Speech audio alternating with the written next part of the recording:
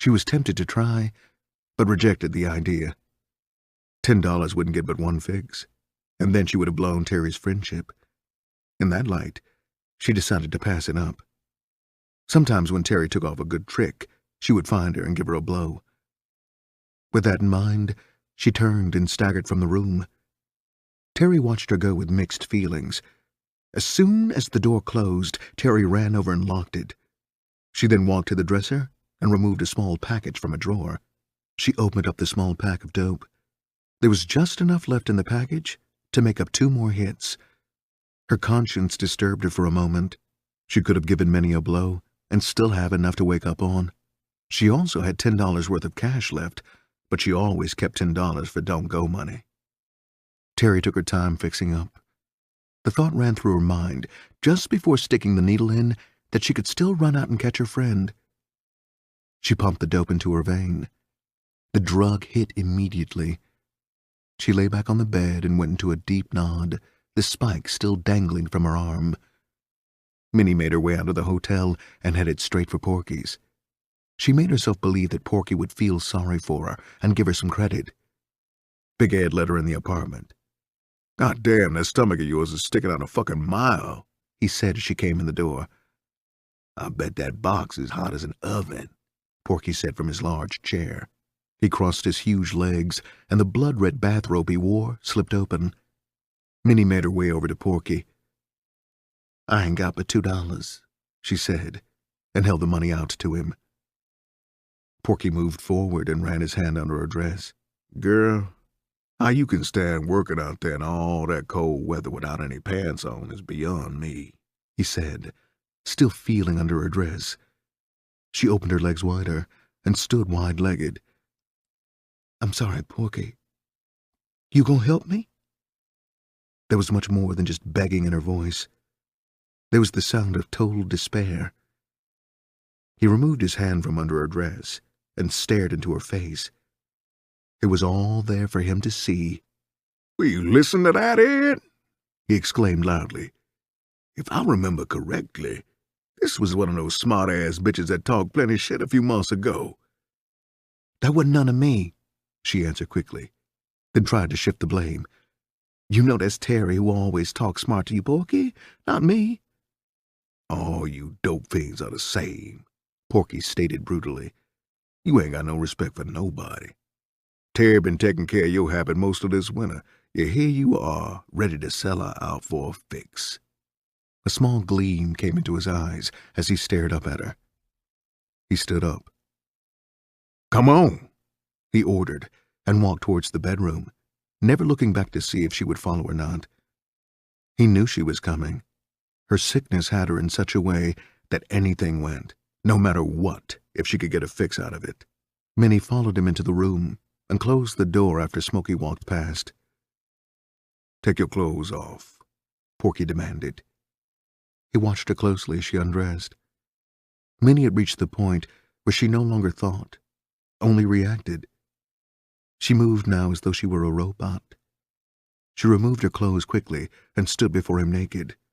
Porky led her to the bed and pushed her over. He spread her legs wide. Then, using his fingers, he toyed with her for a while. First he experimented to see how many of his fingers he could stick up her at one time.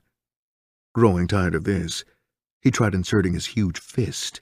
Next he got up and released one of his large German police dogs. He brought the dog back to the bed and lifted him up between her legs. Suddenly Minnie realized what was about to happen to her. She twisted her head into the pillow. Scalding tears ran down her cheeks as she felt the dog's paws against her stomach. Animal sounds came to her, and she shut her eyes tightly, not wanting to know whether they came from Porky or the dog. She could feel Porky twisting her hair, and without opening her eyes, she opened her mouth to accept the rigid penis he was sticking in her face. Later, Porky shoved her out of the bed. "Go in there and wash up," he commanded. She got up and obeyed, moving as if in a dream.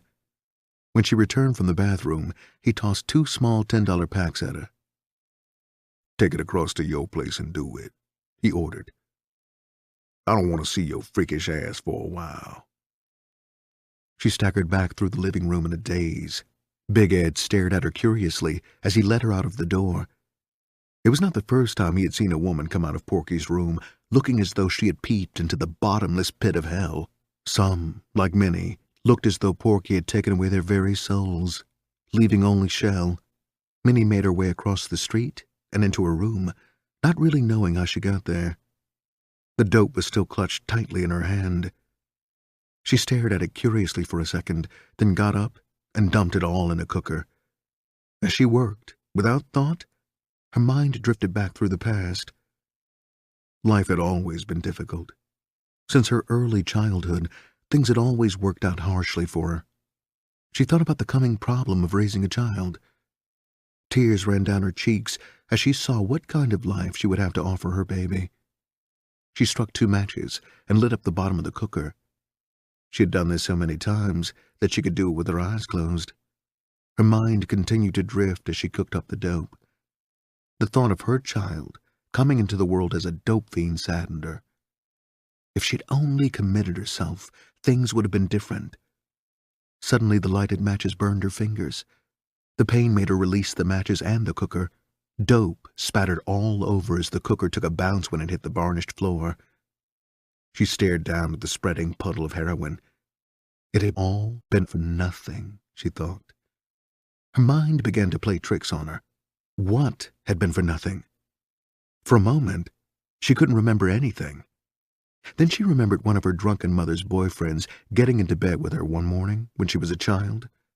The pain, her mother's anger, directed more at her than at the man. Later that morning, she had prayed to die while lying in her bed. When she awoke, she had been hurt and angry that her prayer hadn't been answered.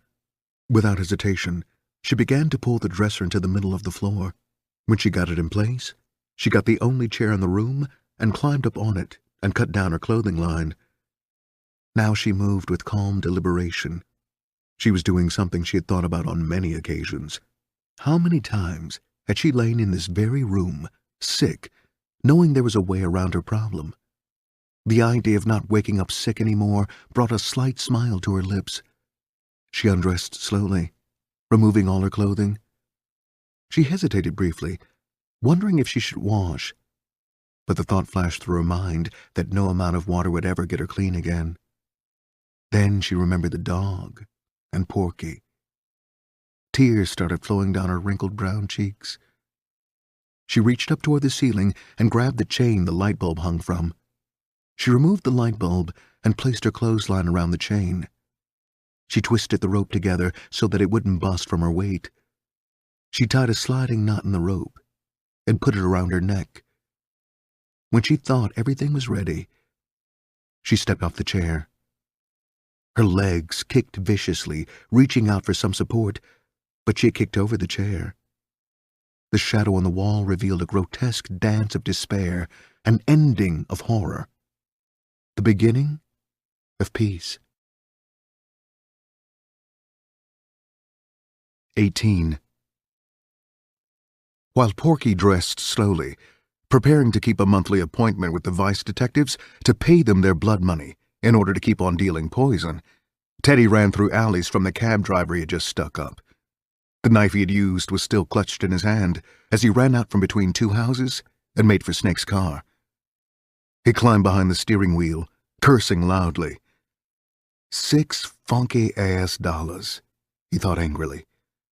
I risked my life for $6 stinking-ass dollars. He started the car up. One of them would have to go for gas, he reasoned, staring down at the gas gauge. When he reached Porky's, he had to stand in line with 2 other addicts who were trying to get credit. Bear, a short, dark Negro with a long scar across his face, cursed. I spend close to $100 a day with you bastards, Ed, he yelled angrily. I ain't but $3 short, man. I know you can stand that. Big Ed shook his head. Porky's in the bedroom, Bear. I just went and asked him about it, man, and he said he ain't giving no credit up today. Lenny, Bear's hustling partner, spoke up. We didn't have no car this morning, Ed. That's why we was short. Now Teddy here got some transportation, so we'll have some cash in about an hour. All we wanted some stuff to hold us until we come back from hustling. Again, Big Ed shook his head. Ain't nothing I can do about it. I ain't going into my own pocket to help you junkies out. Bear glanced around the room angrily. He stared at Gigi, who was cradling a shotgun across his knees. "Nigga, don't point that gun in my direction," he stated, his eyes flashing fire. "You punks get these funky-ass jobs of being doormen and let it go to your goddamn heads," he yelled in Big Ed's face.